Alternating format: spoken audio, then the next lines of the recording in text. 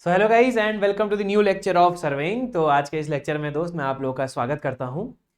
तो एक छोटा सा कॉन्सेप्ट हमारा रह गया था जो कि था श्रंक स्केल का, और ये टॉपिक कवर करने के बाद हम अपने नए चैप्टर पे बढ़ जाएंगे जिसका नाम है चेन सर्वेइंग। तो ये टॉपिक देखिए अभी तक तो नहीं आया है गेट एग्जाम में, मगर कभी कभी क्या है, बिल्कुल सिमिलर कॉन्सेप्ट है श्रंक स्केल जैसा, बट बस देखने में और प्रैक्टिस करने में हम क्या होता है कि श्रंक स्केल का इतने क्वेश्चन कर लेते हैं कि हो सकता है कि अगर ये क्वेश्चन आ जाए एक्सटेंडेड फैक्टर का तो 90% स्टूडेंट गलत करके आएंगे। देखिए क्या है, पहले तो मैं श्रंक स्केल का कॉन्सेप्ट बता रहा हूं, फिर इससे मिलता जुलता एक्सटेंडेड फैक्टर का कॉन्सेप्ट भी मैं आप लोगों को बता दूंगा। देखिए फटाफट क्या दिया हुआ है इस क्वेश्चन में।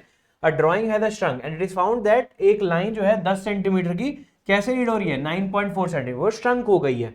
ठीक है, तो ओरिजिनल लेंथ जो है, ओरिजिनल लेंथ कितनी है, original length of the drawing is, देखो बहुत ध्यान से, ओरिजिनल लेंथ है लाइन की 10 मीटर 10 सेंटीमीटर सॉरी, और अब श्रंक लेंथ कितनी हो गई है, श्रंक लेंथ हो गई है 9.4 सेंटीमीटर। समझ रहे हैं आप मेरी बात को? और आपने क्या किया, श्रंक लेंथ से area of the plot measure कर लिया 100 सेंटीमीटर स्क्वायर। तो एरिया ऑफ प्लॉट इज, ये दिया हुआ है 100 सेंटीमीटर स्क्वायर, ये दिया हुआ है। अब उसके बाद देखिए actual area of the plot पूछा हुआ है। अगर स्केल है, स्केल आपकी दी हुई है 1 सेंटीमीटर इज टू 1:25 मीटर, ये दिया हुआ है ना। चलो देखो, अब देखिए बहुत ध्यान से, अगर ये चीज दी हुई है तो सबसे पहले आप क्या निकाल लेंगे, मैं इस पेज पे बता देता हूं आप लोगों को। सबसे पहले आप निकाल लेंगे श्रिंकेज फैक्टर, है ना। देखो कैसे डिफरेंट है ये, shrinkage factor is equal to shrunk length upon original length, shrunk length upon original length, ठीक है ना। अब देखिए बहुत ध्यान से, श्रंक लेंथ कितनी दी हुई है, ये आपकी हो गई है 9.4 और ये हो गया 10, 9.4 डिवाइड बाई 10, तो श्रिंकेज फैक्टर अब कितना हो जाएगा, 0.94 हो जाएगा, 0.94 हो जाएगा। क्लियर हो रही है वाली बात। अब उसके बाद देखिए ये जब श्रिंकेज फैक्टर हो गया आपका, अगला टॉपिक क्या है, अगला टॉपिक है, अगला मतलब कॉन्सेप्ट ये है, अब हम श्रंक स्केल निकालेंगे क्योंकि इस स्केल को मॉडिफाई करना पड़ेगा आपको। तो मॉडिफाई कर देते हैं, shrunk scale is equal to,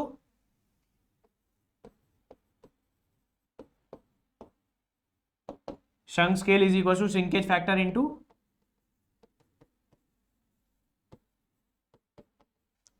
shrinkage factor into original scale.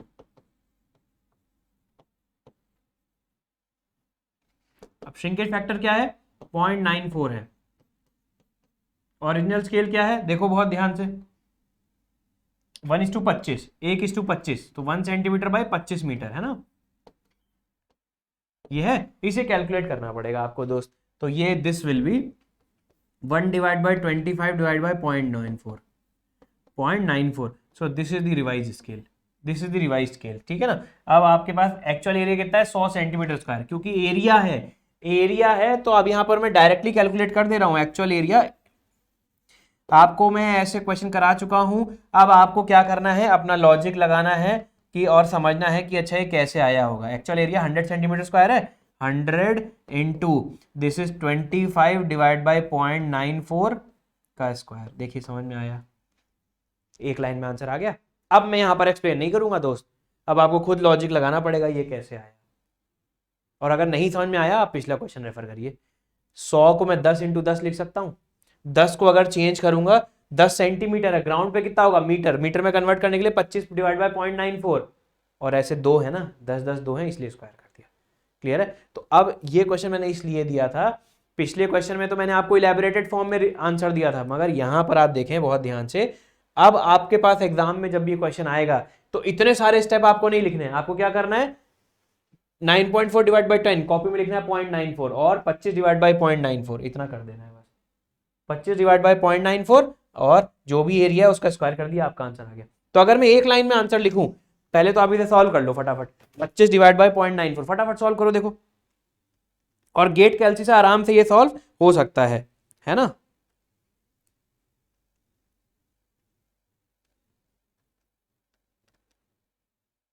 तो 70733 आंसर आ जाएगा, है ना। 70733.3 मीटर स्क्वायर, है ना, 0.3 मीटर स्क्वायर। अब देखो शॉर्टकट क्या है कि अब जब कभी भी गेट एग्जामिनेशन में ऐसे क्वेश्चन आएंगे, आपको क्या करना है, एक लाइन में आंसर करना है। और देखिए क्या शॉर्टकट है, क्या शॉर्टकट है, देखें बहुत ध्यान से। शॉर्टकट है, देखो स्केल दी हुई है, 1/25, 1/25 अपॉन, यहां पर क्या आता है, shrunk length upon original length, shrunk length upon original length आता है कि नहीं आता है, 9.4 डिवाइड बाई 10, 9.4 डिवाइड बाई 10, ये आ गया, एक लाइन में आंसर आया। ठीक, अब ये आ गया। अब इस चीज को किससे मल्टीप्लाई करना है, 100 इंटू, यहां पर देखो 25 डिवाइड बाई 9.4 डिवाइड बाई 10, और ये जो भी है इसका स्क्वायर कर दिया, आ गया। यस और नो, 25 ही था ना, हाँ 25 था, एक लाइन में आंसर आ गया। यस और नो। तो आपने क्या किया, अब सिर्फ अगर इतना भी करोगे, इतना एक्सप्रेशन भी लिखोगे, तो भी आपका आंसर आ जाएगा, इतना आपको कैलकुलेशन करने की जरूरत नहीं है। और ये अंडरस्टूड है, ये एक्सप्रेशन क्या डिनोट कर रहा है, मैप पे एरिया फॉल्टी, आपने क्या किया, स्केल को करेक्ट किया और इसका स्क्वायर कर दिया, क्योंकि ये एरिया है, और अगर लेंथ होता तो ये स्क्वायर नहीं होता। 100 into 25 divide by 9.4 divide by 10, एक लाइन में आंसर आ गया कि नहीं आ गया। है शॉर्टकट तरीका बढ़िया, इतना करके आप 2 मार्क्स अपने पा सकते हैं। एक छोटा सा कॉन्सेप्ट क्या है, एक्सटेंडेड फैक्टर का है, वो भी मैं आप लोग को लिखा देता हूँ, तो नोट के फॉर्म में लिख लीजिए, नोट के फॉर्म में आप लोग लिख लें दोस्त, एक concept of extended factor.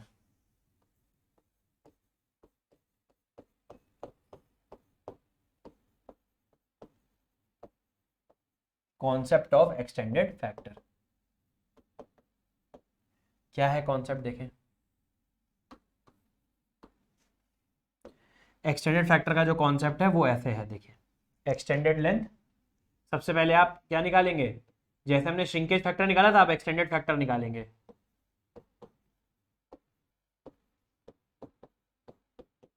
Extended factor equals to extended length upon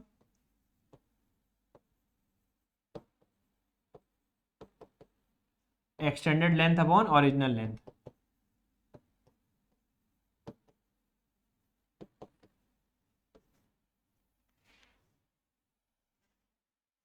clear है। एक्सटेंडेड फैक्टर के बाद अब आपको क्या निकालना है, एक्सटेंडेड स्केल निकालनी है। एक्सटेंडेड स्केल क्या होती है, एक्सटेंडेड फैक्टर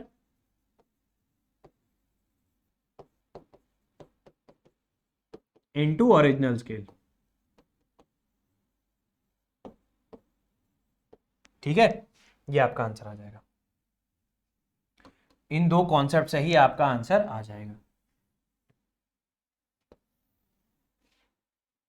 ये लिखिए, अभी तक इस पे ना गेट में क्वेश्चन आया है ना इंजीनियरिंग सर्विसेज में, मगर क्योंकि क्या है, ऐसे क्वेश्चन इसलिए दिए जा सकते हैं कि आप क्या करोगे, आपकी हमेशा हैबिट बन जाती है, shrunk length upon original length, ठीक है ना, तो हमेशा हैबिट पड़ती है, 10 सेंटीमीटर की लाइन मान लीजिए 9 सेंटीमीटर की, तो 9 डिवाइड बाई 10, तो ये हैबिट बन जाती है क्वेश्चन प्रैक्टिस करते करते। तो इसलिए आपको आंख कान बिल्कुल खोल के क्वेश्चन देखना है कि यस कहीं एक्सटेंडेड तो नहीं दिया, ये ध्यान रखना है। बस क्वेश्चन देता हूं आप लोग को एक, इसमें ये मैंने एक टेक्स्ट बुक से लिया हुआ है, ठीक है ना, ये गेट और ईएससी में नहीं आया है, मैंने एक टेक्स्ट बुक से लिया हुआ है, जस्ट कि आपकी प्रैक्टिस हो जाए और आप ध्यान से देखो कि कहीं एक्सटेंडेड वर्ड तो नहीं लिखा हुआ है। फटाफट आप पहले इतना लिख लीजिए। आपने जब इतना लिख लिया तो हम लोग क्या करते हैं, इसके ऊपर एक क्वेश्चन अप्लाई कर देते हैं। चलिए क्वेश्चन देख लीजिए फटाफट, क्या है इसके ऊपर। देखो एक ओरिजिनल, इस पे स्टार मार्क कर देता हूं क्योंकि ये क्वेश्चन जो है ये चांस है आने का, ठीक है ना। तो देखो क्या दिया हुआ है इस क्वेश्चन में,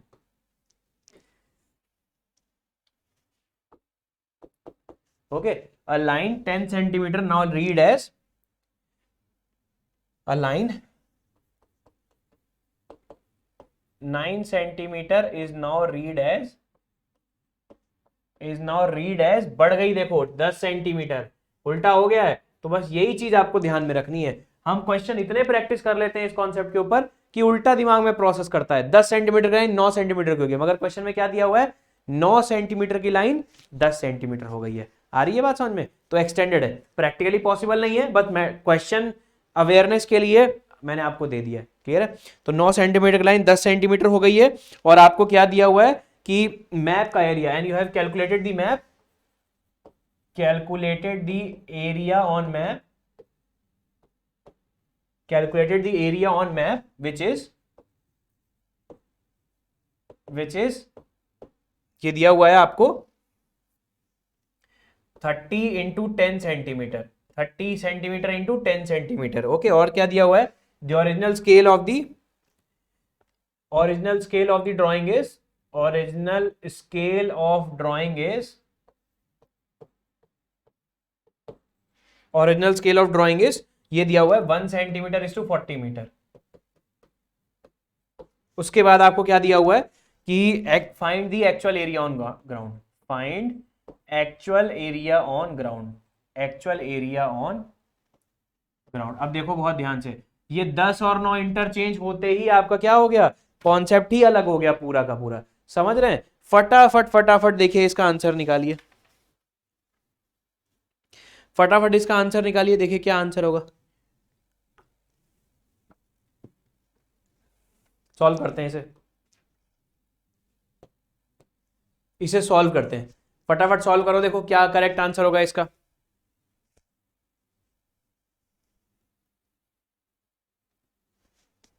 चलो सॉल्व करते हैं।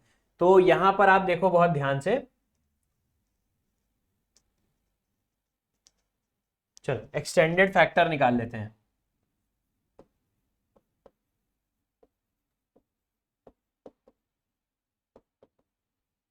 Extended factor is equal to extended length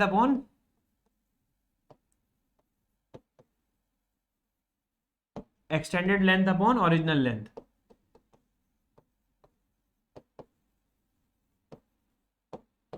extended length कितनी है, which is extended length is 10, और ये 9 हो गया, ये 9 हो गया, 10 डिवाइड बाई 9, ठीक है ना। अब उसके बाद तो original actual area on ground निकालना है ना आपको, हाँ। उसके बाद एक्सटेंडेड स्केल निकाल लेते हैं,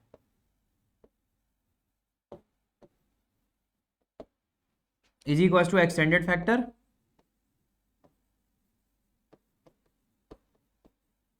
इनटू ओरिजिनल स्केल, ठीक है,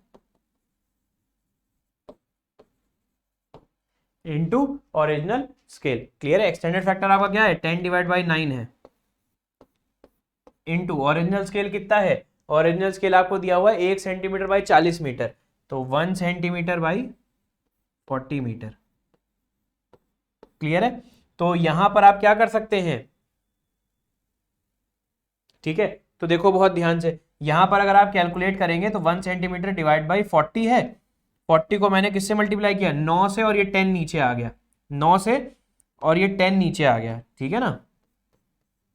तो ये कितना हो जाएगा, 1 centimetre divide by 36 metre, 1 divided by 36 metre, clear है।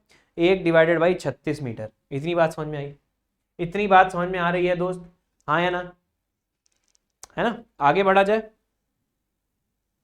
अब उसके बाद जब मेरे पास एक्सटेंडेड स्केल आ गई है, अब मैं क्या करूंगा, देखो बहुत ध्यान से, एक्सटेंडेड स्केल जैसे ही मेरे पास आ गई, now I will find out the actual area, okay. तो मैप में एरिया 30 बाई 10 है, 30 बाई 10 है, तो actual area will be, actual area on ground will be,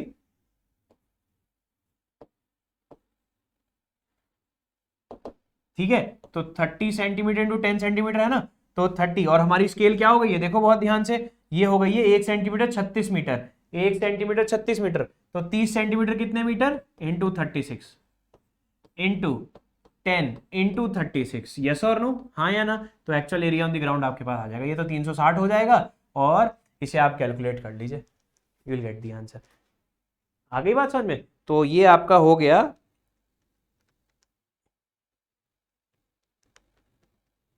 38880, 38880, this is your answer, 38880 metre square, this is your answer. जहां भी ये option दिखेगा आपको, आप ये टिक मार देंगे, समझ रहे हैं।